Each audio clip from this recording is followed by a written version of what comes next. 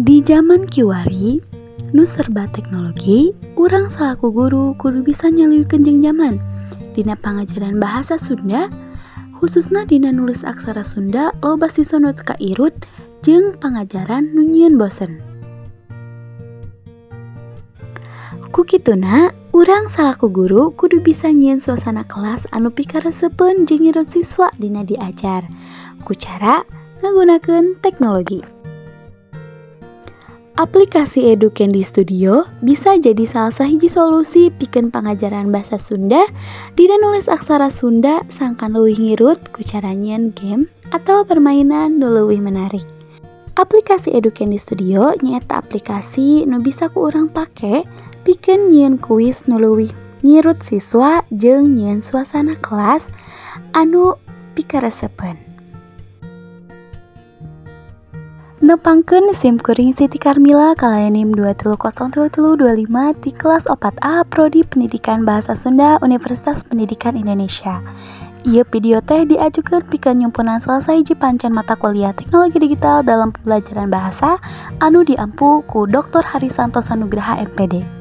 Sate acan lajeng kana videona, tang hilapnya like, comment, share, sareng subscribe.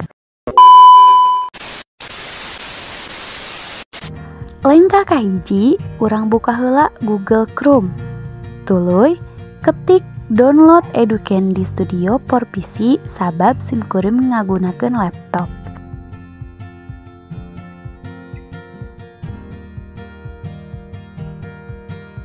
Pami atos diklik wae anu bagian kadua anu di buledan. Teras klik unduh. Tuluy antosan nogika ka unduh aplikasina. Tah saupama atos dibuka wae langsung aplikasina. Kusabab urang teu acan gaduh akun, urang damel heula akunna. Tah ku cara klik create a free account nu aya di bagian katu handap.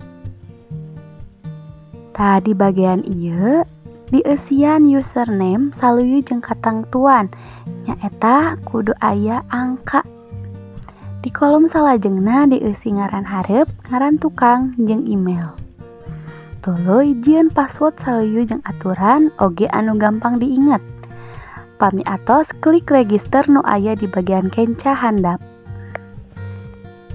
Tah dina bagian ieu mah diklik back wae. Tah kin bakal balik deui kana laman utama. Kusabab urang tos gaduh akun, di dieu tinggal lebetkeun wae username sareng passwordna nu tos didamel. Teras klik login. Dina bagian ieu, klik garis tilu nu aya di katuhu bagian luhur, tuluy klik new activity. Pami atos, klik matching pairs nu aya di tengah. Tah dina bagian ieu urang bakal dipiwarang nulis naon nu bakal ku urang jieun. Di kolom kahiji, SIM kuring nuliskeun kuis interaktif aksara Sunda. Di kolom kadua, SIM kuring nulis aksara Sunda. Tuluy klik create nu aya di katuhu bagian handap. Tah dina bagian ieu urang bakal nulis soal jeung jawaban kuisna.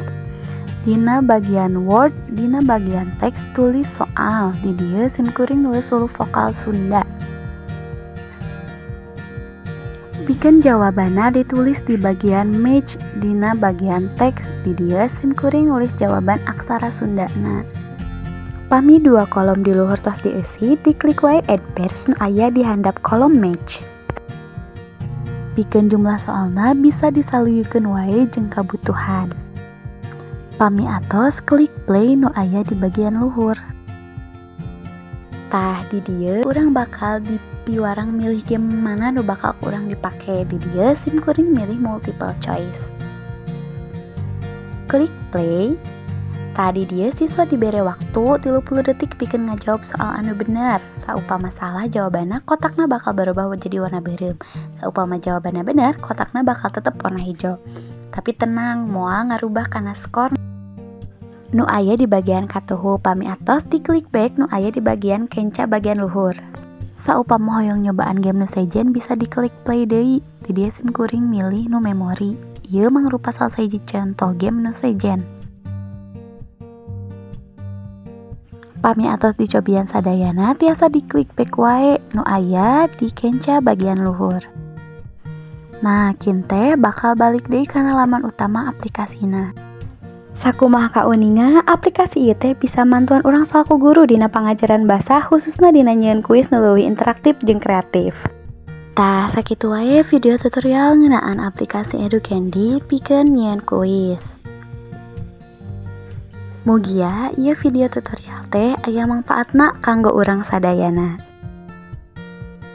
Hatur nuhun, sampurasun.